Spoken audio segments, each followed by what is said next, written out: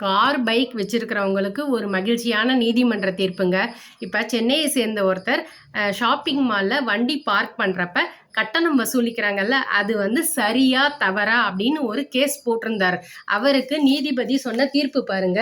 வணிக வளாகங்களில் வாகனங்களுக்கு பார்க்கிங் கட்டணம் வசூலிக்க கூடாது, நுகர்வோர் கோர்ட் தீர்ப்பு.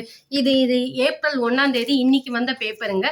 இப்ப ஒரு கட்டடம் கட்டணும் அப்படின்னா தமிழ்நாடு ஒருங்கிணைந்த கட்டட விதிகளின்படி அந்த கட்டடம் வந்து ஷாப்பிங் மால் கட்டுறதுக்கு அடிப்படை வசதிகளான வண்டி வாகனங்களுக்கு நிறுத்த இடம், உள்ள எக்ஸ்கலேட்டர் இடம், நிறைய பாத்ரூம்ஸ் இத்தனையும் இருந்தாதான் ஒரு ஷாப்பிங் மாலுக்கு அப்ரூவ் தருவாங்க.